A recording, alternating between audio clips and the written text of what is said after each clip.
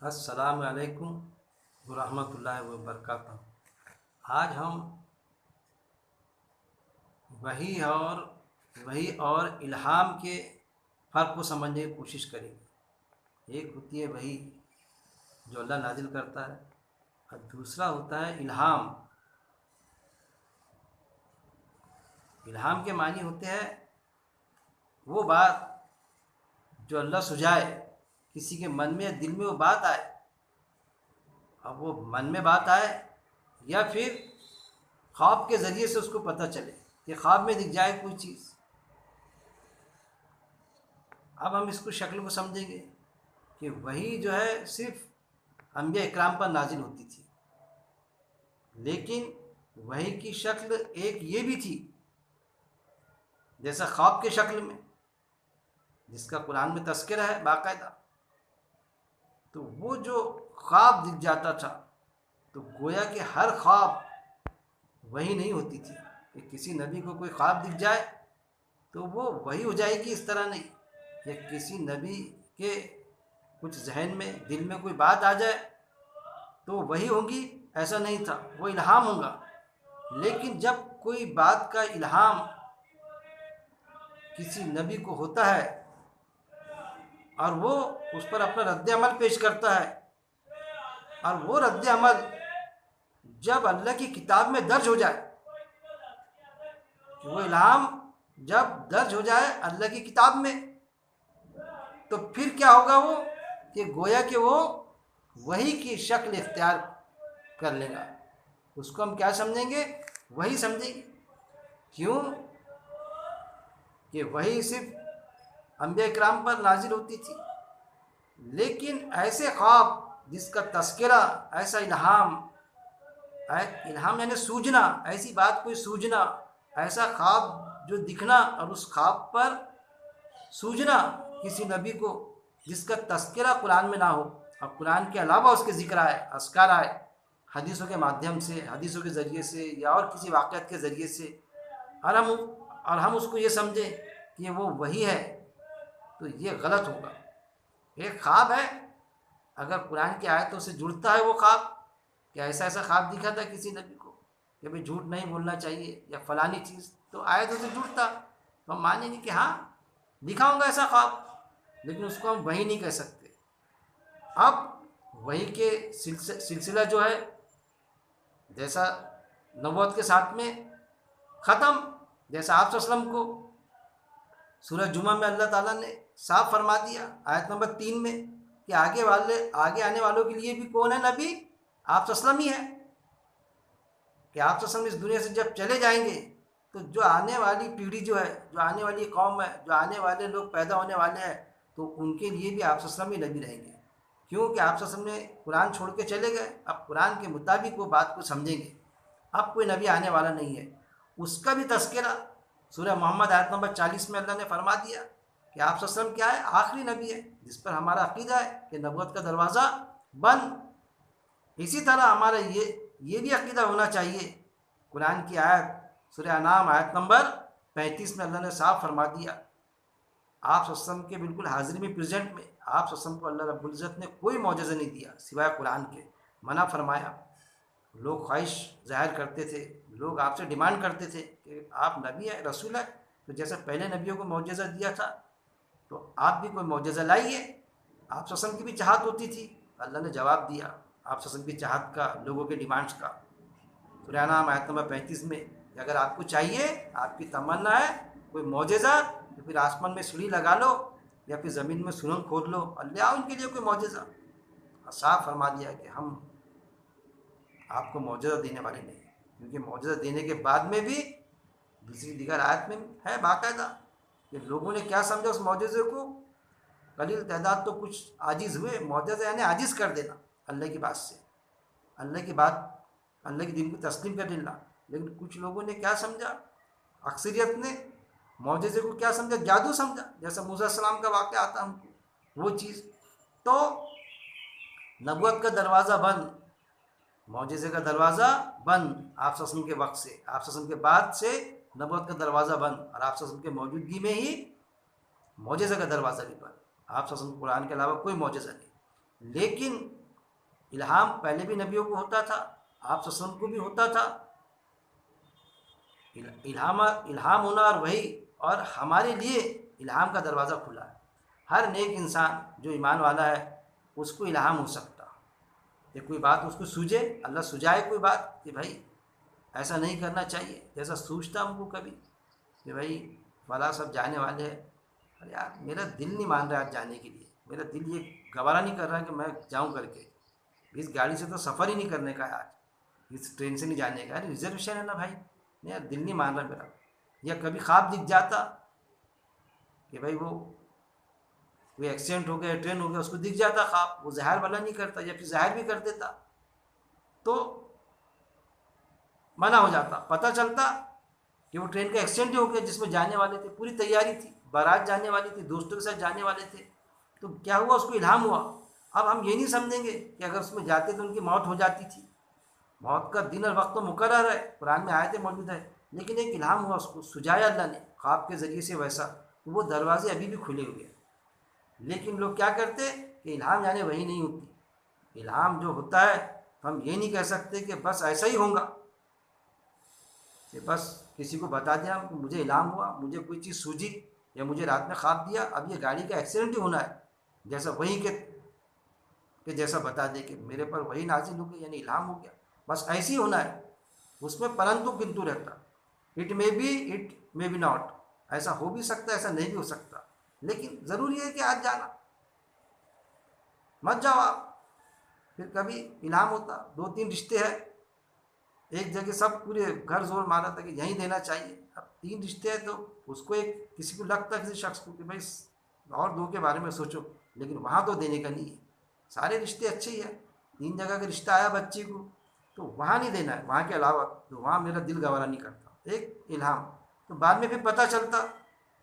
کہ اس جگہ جو دینے جا رہے تھے ہم تو وہ تو شرابی تھا، وہ لڑکا وہ بڑا بدکار قسم کا تھا، تو بعد میں کہہ رہے ہیں اس کو سجا دیا تھا اللہ تعالیٰ نے۔ کبھی یہ بھی ہوتا، کبھی یہ بھی ہوتا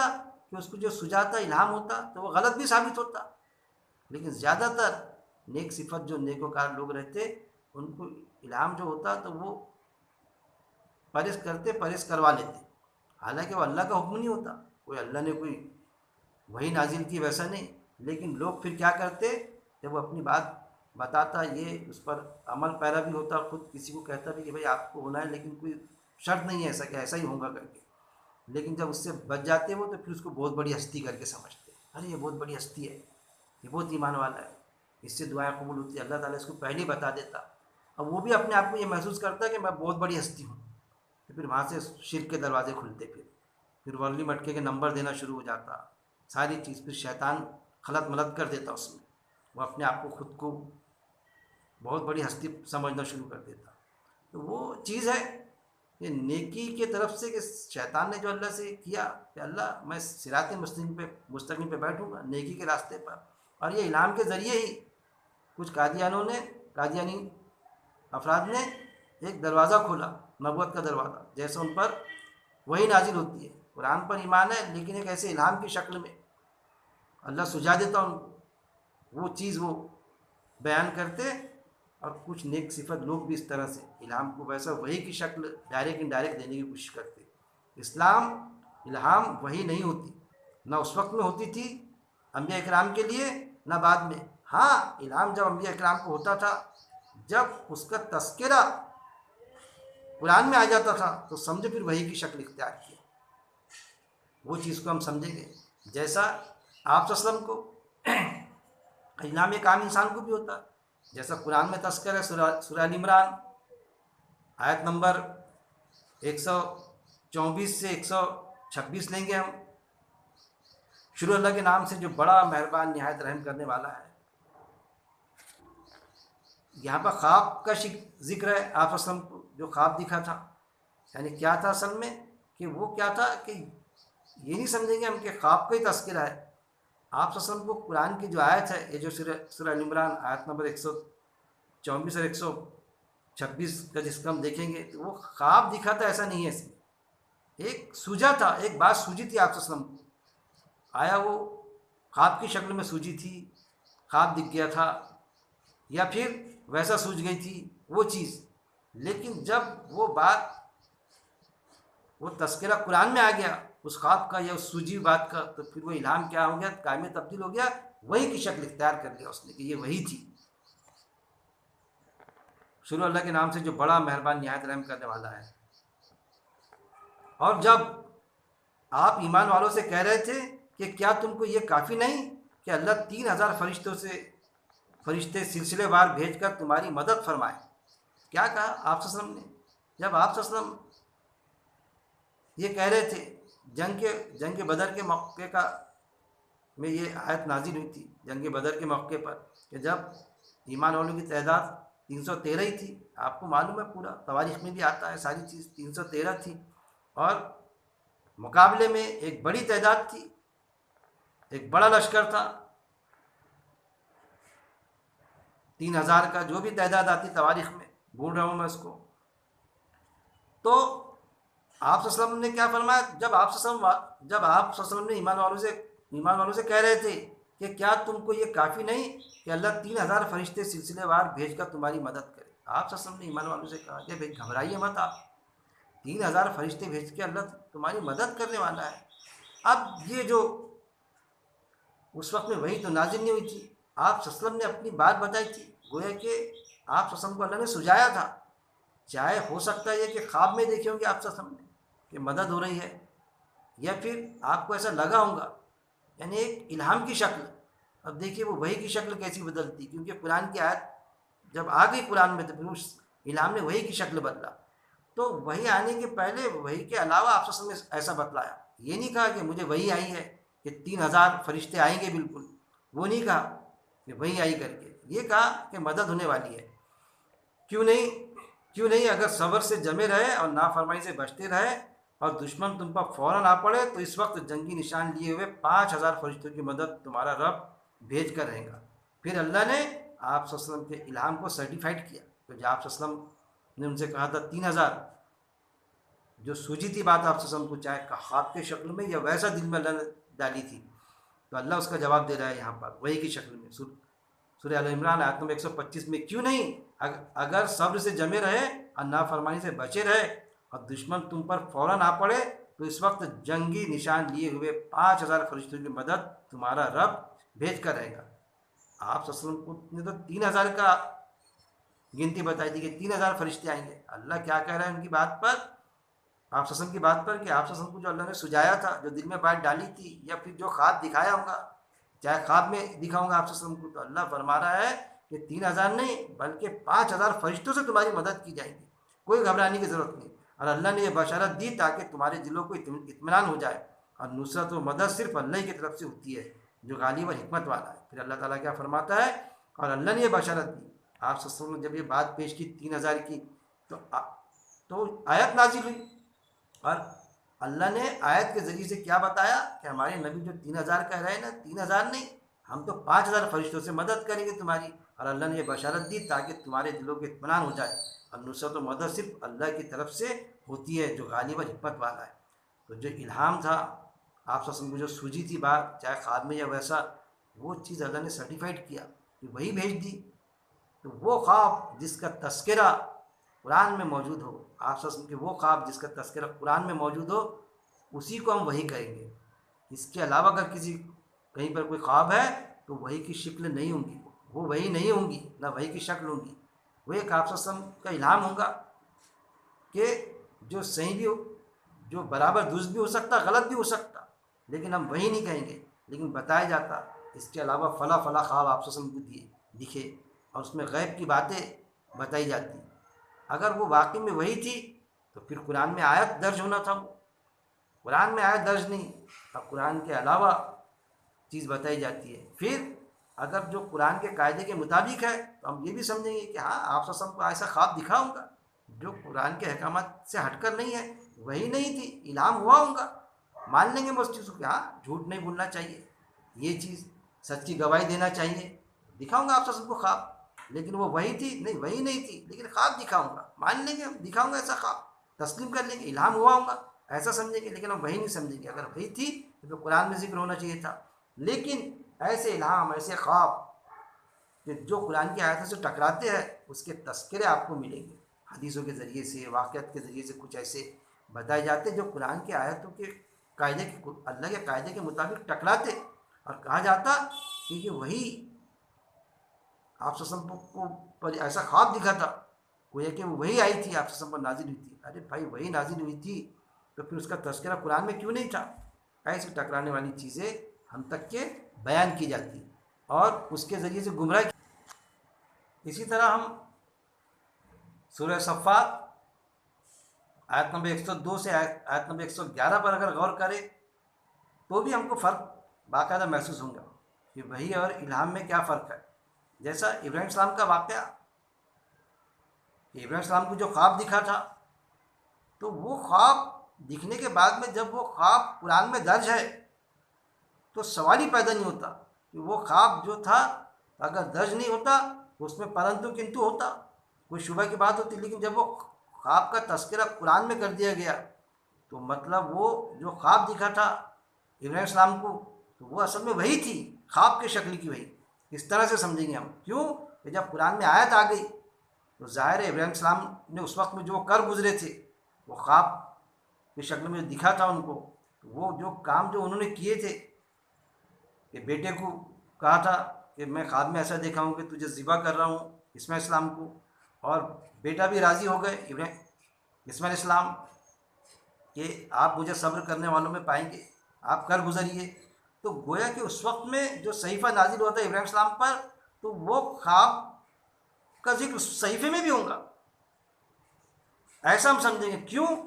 کہ وہ خواب کا ذکر قرآن میں اللہ تعالیٰ نے کیا کہ قوموں کا امام بنایا، جیسا ابراہیم السلام نے دعا کی کہ اے رب مجھے صالح بیٹا عطا فرما، بس ہم نے اسے ایک حوصلہ مند بیٹی کی بشارت دی، یعنی کس کی؟ اسماعیل السلام کی، جو تواریخ میں ملتا۔ جب یہ لڑکا اس عمر کو پہنچا کہ ابراہیم السلام کے ساتھ ساتھ چلنے لگا، ابراہیم السلام بولے اے میرے بیٹے، میں خواب میں کیا دیکھتا ہوں کہ تم کو ذبح کر رہا ہوں، بس اب تم دیکھو تمہاری کیا رائے ہے۔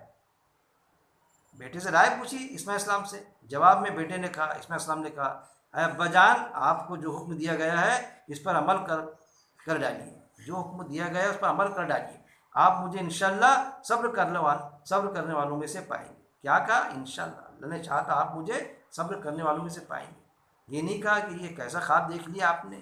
صبر کرنے والے یعنی اس پر جمے پائیں گے، آپ بھی جمے رہیے میں بھی جمے رہوں گا، ایک ذبح کرنے کے لیے باپ اور ایک ذبح ہونے کے لیے بیٹا، دونوں راضی۔ بس جب دونوں نے ہمارا حکم تسلیم کر لیا اور ابراہیم السلام نے اپنے بیٹوں کو ماتھے کے بل ڈالا، ہم نے صدا دی کہ ابراہیم السلام تم نے خواب میں دیکھا گیا ہمارا حکم سچ کر دکھایا۔ دیکھیے یہاں پر خواب میں دیکھا گیا حکم، یعنی جو وہی خواب جو دیکھا تھا وہ وہی کی شکل اختیار کر لیا خواب میں، اس چیز کا تذکرہ ہے۔ بے شک ہم بھی نیکی کرنے والوں کو خوب جزا عطا فرماتے ہیں، بے شک یہ کھلی ہوئی قصور تھی۔ کیا ہوا کہ خواب میں کیا دیکھا تھا انہوں نے؟ کہ اپنے بیٹے کو ذبح کر رہے ہیں، یعنی کرنے والے ہیں، یہ دیکھا تھا، کر لیے، ذبح ہو گیا، ایکشن ہیز بین ٹیکن، وہ نہیں دیکھا تھا۔ پھر اللہ تعالیٰ نے کیا کیا؟ دمبے کو لا دیا، اب تم نے اپنا خواب سچ دکھایا کہ جیسا دیکھا تھا اس پر آپ خود آمادہ ہوئے اور تمہارا بیٹا بھی اس میں راضی رہا، وہ چیز۔ تو کہنے کا مطلب یہ، کہنے کا تاتپریہ یہ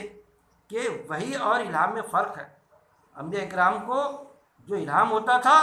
تو جب وہ کتاب میں درج ہو جاتی تھی، ان پر جو کتاب نازل ہوتی تھی اور اس میں اگر ہے تو سمجھ لینا وہ الہام کیا ہے؟ وحی ہے، اور اگر اس میں درج نہیں ہے وہ الہام کی شکل کے حد تک کے رہیں گا، وہی کر کے ٹریٹ نہیں ہوں گا، ہم اس کو وہی نہیں سمجھیں گے۔ پھر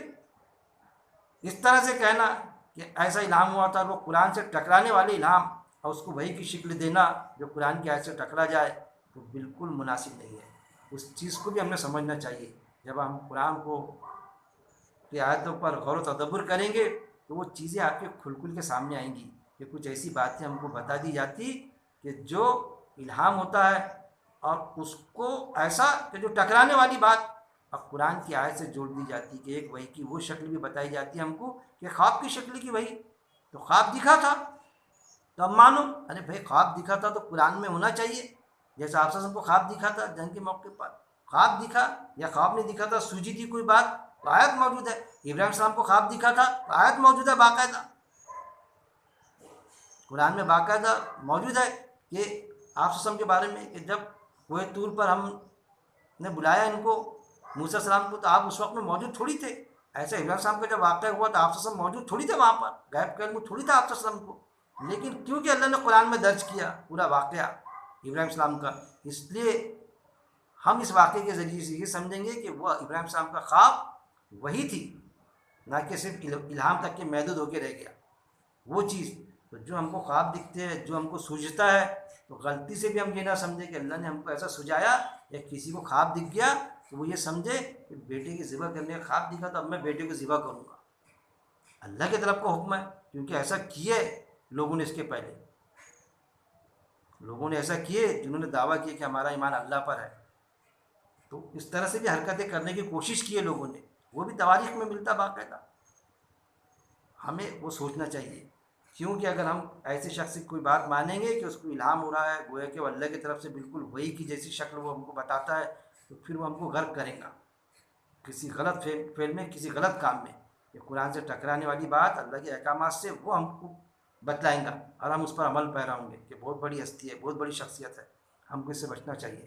اللہ سے دعا ہے کہ اللہ رب العزت قرآن کو پڑھنے، سمجھنے اور آیت پر غور و تدبر کرنے اور آیت کے مطابق زندگی بسر کرنے اور موت تک اس پہ جمع رہنے کی میرا مالک توفیق دے. وآخر دعوانا ان